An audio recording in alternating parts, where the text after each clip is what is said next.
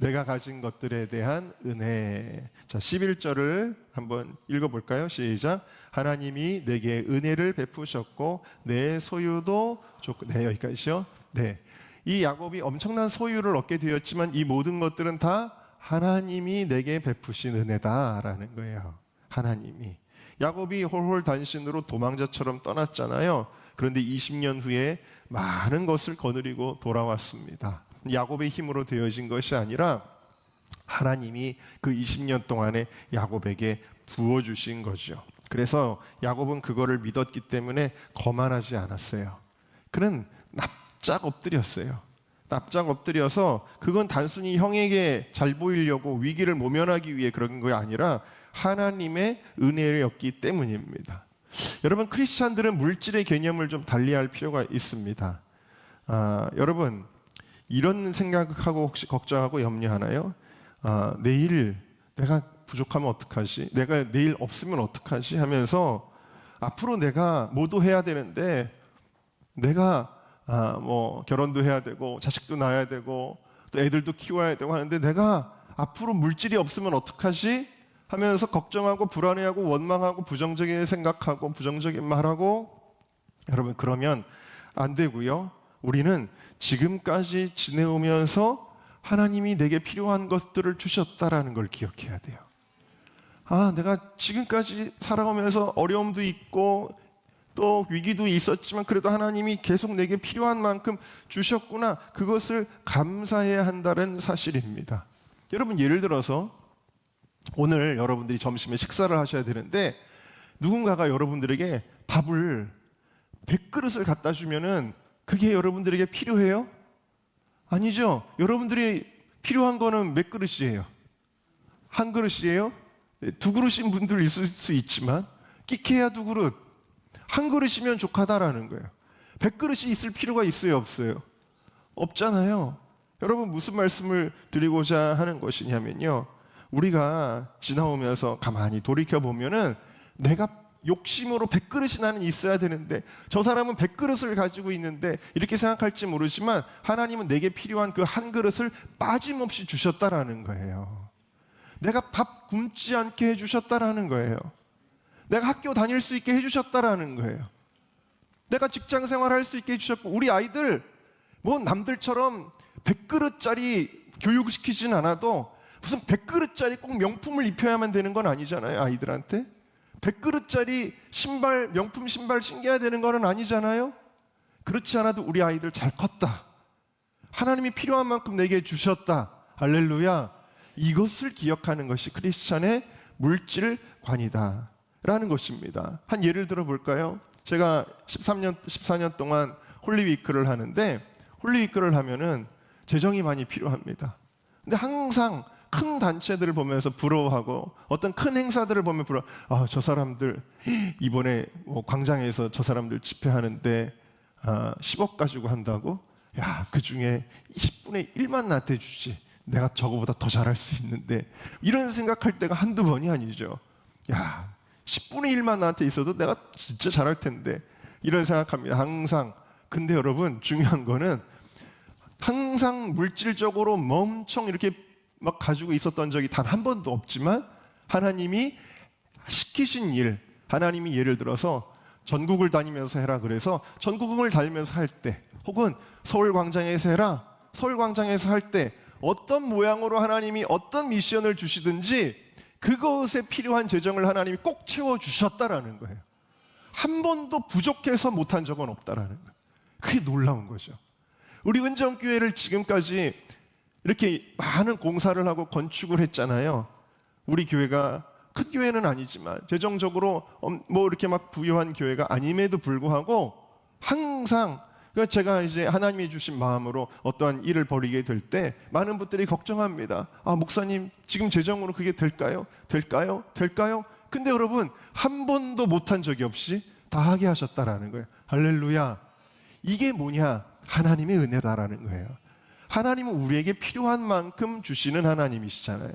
이스라엘 백성들이 광야에서 살아갈 때에 하나님의 은혜로 농사 짓지도 않았는데 먹을 거를 하늘에서 뚝뚝 떨어뜨려 주셨어요. 그게 뭐예요?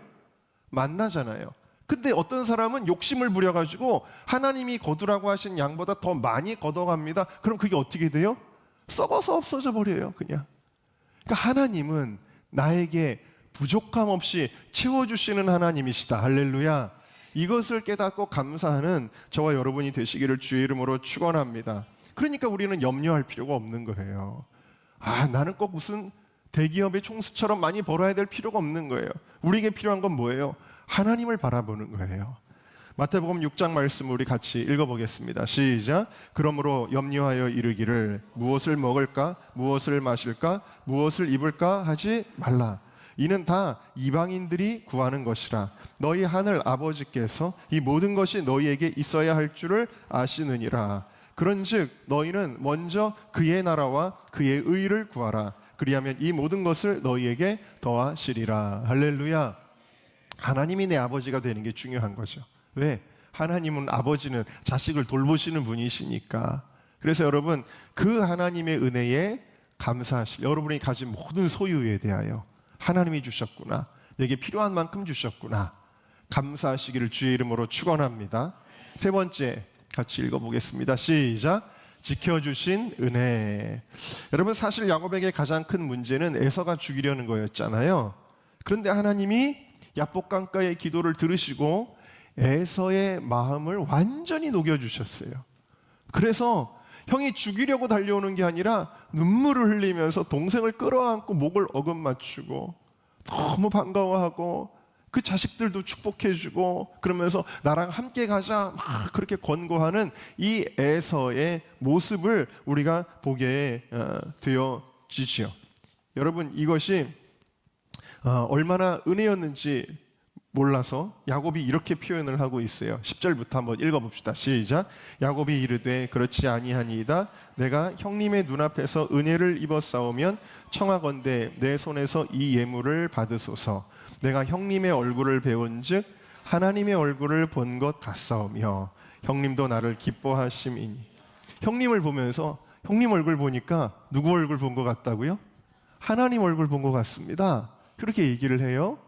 이거는 물론 에서의 마음을 꼭 기분 좋게 해주려고 하는 것처럼 보일 수도 있지만 이 말의 뜻은 뭐냐면, 그 에서, 정말 에서의 얼굴이 뭘 그렇게 하나님 같았겠어요. 에서는 우락부락한 사람으로 우리가 알고 있는데, 근데 그 에서의 얼굴, 자기를 기쁨으로, 미소로, 눈물로 맞이하는 그 형의 얼굴을 볼 때 하나님이 나에게 은혜를 베푸시는구나, 그거를 깨닫는 거예요. 나를 죽이려고 했던 이 형의 얼굴이 이렇게 되다니, 이거 하나님의 은혜구나, 그러면서 그 하나님의 은혜의 빛을 에서의 얼굴을 통해서 보게 된 것이지요. 자, 그래서 하나님이 나를 지켜주신 은혜를 여기서 깨닫는 거죠. 형의 마음을 녹여주셔서. 또 15절을 한번 볼까요? 15절 시작. 에서가 이르되 내가 내 종 몇 사람을 내게 머물게 하리라. 야곱이 이르되 어찌하여 그리하리이까. 나로 내 주께 은혜를 얻게 하소서 하며. 이게 무슨 얘기냐면, 이제 형이 같이 가자 그러니까 저는 아직 자식들이 너무 어립니다. 왜냐하면 첫째 아들 르우벤의 나이가 그때 13살, 마지막 막내 요셉의 나이가 6살. 그러니까 다 이런 애들을, 지금 자식만 11명이에요. 그리고 디나 딸 1명 있고. 그런데 이런 어린 아이들, 또 부인들, 가축들, 이거 끌고 가야 되는데 빨리 갈 수가 없으니까 형님 먼저 가세요. 형님 먼저 가서 저는 천천히 갈게요. 그렇게 얘기를 했어요. 그랬더니 형이 뭐라 그러냐면, 그래? 그치만 여긴 위험한 곳이잖아. 그러니까 내가 군인들을 붙여줄게 라고 형이 얘기한 거예요. 에서가 군인들을 붙여주겠다고 얘기하는데, 형님 그러실 필요 없습니다. 그렇게 이야기를 하고 있습니다. 왜냐? 하나님이 지켜주심을 야곱은 확신했기 때문입니다. 이미 창세기 32장 2절에서 야곱이 이런 모습을 보았죠. 같이 읽어볼까요? 시작. 야곱이 그들을 볼 때 이르기를 이는 하나님의 군대라 하고 그 땅 이름을 마하나임이라 하였더라. 천사들을 봤는데 어떤 천사들을 본 거예요? 군인 천사들을 봤어요. 그 군인 천사들이 뭐 하고 있었던 거죠? 여태까지 20년 동안 야곱이 영안이 열리지 않아서 보지 못했을 뿐이지 항상 야곱을 지켜주고 있었다. 하나님께서 야곱을 지켜주고 있었다는 것을 깨닫게 되었을 때 야곱은 더 이상 불안하지 않은 거예요. 하나님이 지금까지 지켜주셨는데 그리고 앞으로도 지켜주실 건데, 그래서 형님, 군인들 저한테 붙여주지 않으셔도 됩니다. 말은 안 하지만 저에게는 하늘나라 군대가 있습니다 라고 그렇게 고백을 하고 있는 것입니다. 여러분, 그렇습니다. 눈에 안 보여도 하나님이 항상 지켜주고 계셔요. 하나님의 뜻을 이룰 때까지.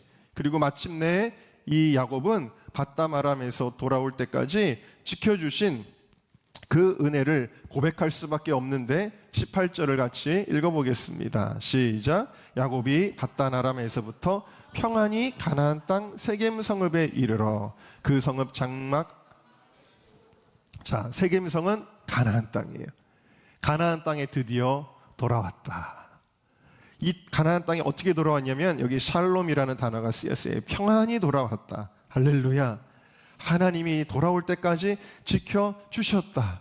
이게 어떻게 가능했는지 이미 창세기 28장에 야곱이 그 집을 떠날 때에 20년 전에 하나님이 이렇게 말씀하셨던 거예요. 같이 읽겠습니다. 시작. 내가 너와 함께 있어 네가 어디로 가든지 너를 지키며 너를 이끌어 이 땅으로 돌아오게 할지라. 내가 네게 허락한 것을 다 이루기까지 너를 떠나지 아니하리라 하시니라. 할렐루야. 예, 우리 옆에 분들에게 인사하겠습니다. 하나님이 떠나지 아니하십니다. 하나님이 항상 지켜주십니다. 야곱에게 그렇게 약속하시고 그 약속을 하나님은 지키셨다라는 거예요. 야곱도 그렇게 하나님 앞에 제가 무사히 돌아오게 하시면 제가 11조 드리고 하나님께 단을 쌓고 이렇게 고백을 했었잖아요. 자, 하나님이 지켜주신 은혜에 여러분 감사하시나요? 네. 지난 한 주간에도 하나님이 지켜주셔서 감사합니다라고 고백하셨나요? 어저께 이제 우리 성도 가운데 한 분이 이제 교통사고를 좀 당하셨는데 다행히 뭐 이렇게 생명에 지장이 없는 아주 이제 경미한 사고라서 그래서 이제 좀 목이 아프고 뭐 이렇다. 그래서 제가 전화로 기도해주기도 했는데 어느 아버지와 아들의 이야기가 있습니다. 아버지와 아들이 함께 한 집에서 생활하는데 아들이 밖에서 들어와서 아버지에게 말씀을 드렸습니다. 아버지, 오늘 하나님께 너무 감사한 일이 있었어요. 그랬더니 무슨 일이냐? 그랬더니 오늘 교회 갔다가 집에 오는데 차가 사고가 났는데 차가 그렇게 많이 굴렀는데도 제가 다치지 않았어요. 제가 살았어요. 그러면서 아버지한테 얘기하는 거예요. 차가 다 찌그러져 폐차가 됐는데도 제가 이렇게 살았어요. 그러면서 하나님의 은혜가 얼마나 감사한지 모르겠어요. 그러면서 아버지한테 이야기를 했습니다. 그랬더니 아버지가 야, 나는 너보다 훨씬 더 감사한 일이 있었단다 그러는 거예요. 와, 아버지한테 도대체 무슨 일이 있었던 거지? 그래가지고 무슨 일이 있었는데 하고 물었습니다. 그러니까 아버지가 하시는 얘기가 나는 집에 오는 길에 자동차가 한 바퀴도 안 굴렀어. 그렇게 얘기를 했다라는 거예요. 여러분, 병에서 낫는 것도 하나님의 은혜입니다. 근데 병 없이 하루하루 살아간 거는 더 큰 은혜죠. 여러분, 자동차 굴렀는데도 살게 되면은 그거 은혜이죠. 근데 자동차 매일매일 우리 안 굴렀잖아요. 근데 감사하셨나요, 여러분? 여러분, 우리가 지켜주시는 은혜를 매일 경험하고 있어요. 네. 근데 우리가 이거를 너무 당연하게 여길 때가 많은데 하나님의 그 지켜주시는 은혜, 그것에 감사하는 저와 여러분 되시기를 주의 이름으로 축원합니다. 우리 마지막으로 네 번째 같이 읽겠습니다. 시작. 그 무엇보다도 언약의 축복을 받았습니다. 아멘. 하나님께서 야곱에게 베푸신 은혜의 본질은 사실은 지켜주신 것, 가족을 주신 것, 또 물질을 주신 것, 이것도 사실은 뭘 이루기 위한 거냐면 언약을 이루기 위한 거였어요. 구속사를 이루기 위한 구속사의 언약, 다시 말해서 아브라함에게 약속하신 그 약속, 그 아들 이삭에게로 내려가고 이삭에게 주신 그 약속 야곱에게로 내려가는 거예요. 그래서 결국에는 이 후손을 통해서 오시는 예수 그리스도를 통해서 인류를 구원하시는 그 구속사를 이루는데 이 야곱이 쓰임받게 되는 거예요. 그래서 이 쓰임받는 구속사의 언약의 계보를 차지하게 되는 이 약속을 하나님이 야곱에게 주신 것이죠. 그러니까 야곱과 에서의 가장 큰 차이는 뭐냐? 사실 세상적인 평판으로 보면 에서가 더 멋진 사람이에요. 더 체격도 좋고 힘도 좋고 유능하고 언변도 좋고 친구들도 많고 사람들이 따르고 용맹하고, 그리고 이 야곱이 부자가 되었지만 에서도 부자예요. 오늘 말씀 보면은 에서도 야 나도 많아, 나도 부자야라고 이야기를 하지 않습니까? 그러니까 여러분 이 에서도 사실 세상적인 형편으로 보면 더 멋진 인생인데, 그러나 여러분 다만 어떤 차이가 있냐면 언약을 소유했느냐 언약을 소유하지 못했느냐의 차이를 가지고 있는 것이죠. 그러니까 야곱이 형을 속이고 받았던 그 아버지의 그 기도는, 축복 기도는 바로 언약에 대한 거였어요. 언약의 사람으로 축복한 거예요. 그래서 창세기 28장에 이제 그 사실이 들통이 나고 야곱이 도망하게 되었을 때 이 아버지 이삭이 그렇게 에서를 편애했던 이삭임에도 불구하고 그 아들 야곱에게 이렇게 명령해요. 뭐라 그러냐면 너는 절대로 가나안 사람의 딸들하고 결혼하면 안 된다. 너는 반드시 외삼촌 라반의 집에 가서 아내를 맞이해라. 그러면서 혈통을 지킬 것을 신신당부합니다. 이게 왜 그럴까요? 이 야곱은 이미 언약의 사람이기 때문에. 그래서 여러분 언약의 사람이십니까? 할렐루야. 여러분 이삭의 특별 주문은 언약을 이어갈 사람이기 때문에 주어졌는데 훨씬 더 까다롭고요, 살아가는 데 있어서 훨씬 더 불편하고요, 조금만 잘못해도 매를 맞아야 됩니다. 조금만 잘못해도 매를 맞아야 되고 고난과 연단도 많이 겪어야 했어요. 근데 그것도 다 언약을 이루기 위한 삶이었는데 에서는 그런 터치를 받지 않습니다. 창세기 26장 34절 35절 보면 에서는 아무나 그냥 자기 마음에 드는 여자 데려다가 결혼하죠. 자기 마음대로 살아요. 왜? 언약 바깥에 있기 때문이죠. 자기 마음대로 마음껏 누리며 마음껏 즐기며 마음껏 성공하며 살았다라는 사실입니다. 그리고 오늘 이제 20년 만에 다시 만났는데 이 만난 두 형제가 헤어집니다. 헤어지는 장면이 오늘 말씀에 나와요. 16절을 보면 이날에 에서는 세일로 돌아가요. 근데 어디로 돌아가요? 세일로. 세일은 어떤 곳이냐면 산지인데 이 에서는 뭘 좋아하냐면 사냥을 좋아해요. 사냥하기에 좋은 곳은 들판이 아니라 산이거든요. 산에는 사냥감이 많아요. 그래서 에서는 하나님의 약속의 땅인 가나안에 머물지 않고 어디로 가냐면 에서는 세일로 가버려요. 그러니까 여러분 이게 보통 세상 사람들의 길이다라는 것입니다. 눈에 보이지 않는 언약을 소중히 여기지 않으면 눈에 보이는 것들을 쫓아 구속사의 현장에서 이탈하는 사람들이 너무 많이 있다라는 거예요. 그러니까 예수 믿으면서도 너무 막 열심히 믿는 것 같아.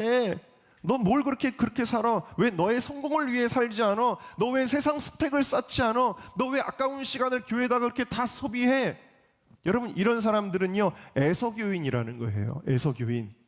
많은 야곱 성도들이 에서교인들 때문에 어떨 때는 시험 들 때도 있죠. 오늘 말씀에 야곱도 숲곳에 오래 머물렀다 그랬어요. 형을 만나고 나서 모든 위기가 이제 끝이 났어요. 20년 동안 늘 마음 한켠에 두려웠던 그 일이 해결이 됐는데 그 하나님의 은혜를 경험하고 나서 이 야곱이 숲곳에 오랫동안 머물게 되어집니다. 언약의 땅이 이제 바로 코앞에 있는데 가나안 땅을 향해 전력 질주하지 아니하고 이제 끝났다. 드디어 고비를 넘겼다. 그러더니 숲곳에다가 항상 야곱은 텐트를 갖고 다니면서 이동식으로 살았는데 이제 숲곳에다가 뭘 했다고 오늘 본문에 나오냐면 집을 지었다고 나와요. 그리고 그곳에서 그냥 한 달, 두 달 좀 쉬었다 간 것도 아니에요. 오랫동안 살았어요. 몇 년을 살았는지 정확하게는 알 수 없지만 딸이었던 디나의 나이가 10살 전후였던 것으로 보이는데 이 당시에는 나중에 세겜성에 이르렀을 때는 성숙한 여인이 돼요. 그래서 세겜성 사람이 이 디나를 강간을 하죠. 그러니까 너무나 오랜 세월 동안 장막 생활을 접어버리고 여기다 집을 짓고 이 편안함과 안락함을 누리며 살았다라는 것입니다. 이것은 언약을 떠난 행위예요. 물론 18절을 한번 보시면 나중에 세겜에 이르게 되기는 합니다. 세겜성에 이르게 되지만 베델에서 하나님이 주셨던 그 언약이 있잖아요. 내가 무사히 평안히 돌아오게 되면 하나님 아버지께 이 베델에서 제가 예배를 드리고 그리고 하나님 앞에 서원을 지키겠습니다 라고 했던 그 약속을 이행하지 않아요. 그래서 세겜까지는 갔지만 정말 가나안의 영적 중심지라고 할 수 있는 베델이나 혹은 헤브론까지 가지는 않습니다. 어정쩡한 상태에 머물게 되어지죠. 그러니까 하나님이 무엇을 허락하시냐면 이 가정에 환란이 닥쳐요. 디나가 강간을 당하고 시므온과 레위가 잔혹하게 세겜성 사람들에게 복수를 하고 이제 다시 야곱의 가정이 복수를 당하는 위기를 겪게 됩니다. 근데 여러분, 우리가 알아야 될 거 있는데 하나님이 허락하시긴 하지만 하나님께서 야곱의 가정을 치신 게 아니에요. 이거는 하나님이 디나가 강간당하도록 하나님이 치신 게 아니에요. 하나님이 세겜성 사람들과의 갈등으로 치신 게 아니에요. 이게 뭘 의미하는지 중요한 걸 오늘 여러분들에게 알려드리려고 하는데, 이것은 야곱이 언약이라고 하는 보호의 장막을 벗어버렸을 때 벌어지는 일들이었다라는 거예요. 자, 히브리서 8장 9절을 한번 우리 같이 읽어보겠습니다. 시작. 또 주께서 이르시기를 이 언약은 내가 그들의 열조의 손을 잡고 애굽 땅에서 인도하여 내던 날에 그들과 맺은 언약과 같이 아니하도다. 그들은 내 언약 안에 머물러 있지 아니하므로 내가 그들을 돌보지 아니하였노라. 자, 보세요. 그들은 내 언약 안에 머물러 있지 아니하였기 때문에 내가 그들을 돌봤다고요? 돌보지 못했다고요? 돌보지 않았다라는 거예요. 자, 여러분, 하나님의 아까 보호도 얘기했고 하나님의 축복도 얘기했는데 이 모든 것들이 왜 주어지는 거냐? 언약이 있기 때문에 주어지는 거예요. 언약 아래에 있을 때는 하나님이 보호하시는 거예요. 그래서 야곱이 언약 아래에 있을 때는 절대로 아무 일도 당하지 않아요. 왜? 구속사의 언약을 이루기 위해선 야곱이 죽으면 구속사가 이루어질 수 없잖아요. 그러니까 하나님께서는 이 야곱을 멀쩡하게 지켜주셔야 하는 것입니다. 그런데 나는 언약 같은 거 필요 없어. 나는 세상이 좋아. 그렇게 언약이라는 보호막을 집어 던지면 그 삶이 멋진 인생이 되느냐? 그게 아니라 보호막을 집어 던진 거예요, 여러분. 내 갑옷을 벗어버리면 칼 맞고 창 맞고 화살 맞는 거예요. 이 보호막을 집어 던지면 점점 환난과 고난이 우리에게 찾아오게 되는 것입니다. 그래서 이 고난을 맞이한 야곱, 위기 가운데 있는 야곱에게 하나님이 창세기 35장 1절에 이렇게 명령하십니다. 일어나서 베델로 올라가라. 베델로 올라가서 네가 나랑 만났을 때 쌓았던 그곳에서 제단을 쌓아라 라고 하나님이 명령하시는 거예요. 자, 그렇게 야곱이 베델의 하나님, 언약의 하나님께 돌아갈 때 하나님의 보호의 장막이 다시 그를 둘러싸게 되어져요. 그래서 어떤 결과가 일어나느냐? 창세기 35장에 보니까 자, 우리 베델로 올라가자라고 순종할 때에 그들이 떠났으나 5절에 보면 하나님이 그 사면 고울들로 크게 두려워하게 하셨으므로 야곱의 아들들을 추격하는 자가 한 명도 없게 만들어 놓으셨다. 언약으로 돌아가니까 하나님이 보호의 장막을 쳐주셨다라는 사실입니다. 할렐루야. 네. 우리에게 그래서 이토록 중요한 것이 언약이에요. 언약이 가장 소중한 것입니다. 예수님을 이 땅에 하나님이 왜 보내셨습니까? 세례 요한의 아버지 사가랴 선지자가 성령이 충만하여 이렇게 예언합니다. 누가복음 1장 72절을 읽겠습니다. 시작. 우리 조상을 긍휼히 여기시며 그 거룩한 언약을 기억하셨으니. 하나님이 아브라함과 이삭과 야곱을 통하여 하셨던 그 약속을 지키기 위해, 언약을 지키기 위해 예수님을 보내셨다. 그래서 예수님이 이 땅에 오셔서 우리를 위하여 십자가의 길을 가십니다. 십자가 지시기 전에 제자들과 성찬을 나누시죠. 그러면서 포도주 잔을 돌리시며 이렇게 이야기하십니다. 이것은 죄의 사함을 얻게 하려고 많은 사람을 위하여 흘리는 바 나의 피, 무슨 피라고요? 언약의 피니라. 에베소서 2장 말씀, 우리 12절 말씀 우리가 함께 읽어보겠습니다. 시작. 그때 너희는 그리스도 밖에 있었고 이스라엘 나라 밖의 사람이라. 약속의 언약들에 대하여는 외인이요 세상에서 소망이 없고 하나님도 없는 우리가 원래는 언약의 바깥에 있었대요. 자, 그런데 예수님이 피를 흘려주시면서 이것이 내 언약의 피니라 하셨죠. 그래서 그 결과가 13절에 나오죠. 읽어봅시다. 시작. 이제는 전에 멀리 있던 너희가 예수 안에서 그리스도의 피로 가까워졌느니. 그러니까 언약의 피 때문에 우리가 하나님과 가까워진 거예요. 네, 언약. 자, 그래서 이 언약의 결과가 뭐냐? 히브리서 8장 10절을 같이 읽습니다. 시작. 또 주께서 이르시되 그날 후에 내가 이스라엘 집과 맺을 언약은 이것이니 내 법을 그들의 생각에 두고 그들의 마음에 이것을 기록하리라. 나는 그들에게 하나님이 되고 그들은 내게 백성이 되리라. 할렐루야. 네. 하나님의 말씀이 성령을 통하여 우리 마음에 들어와 우리는 하나님의 말씀대로 살아가는 존재가 되고 하나님은 나의 하나님, 나는 주님의 백성. 할렐루야. 이것은 결국 천국에서 완성되는 것을 보여주는 거예요. 천국 백성 된다라는 거예요. 언약이 이렇게 중요한 거예요. 이 언약에 대하여 여러분, 내가 언약을 받았음을 믿으십니까? 이 언약에 대하여 감사하시기를 주의 이름으로 축원합니다.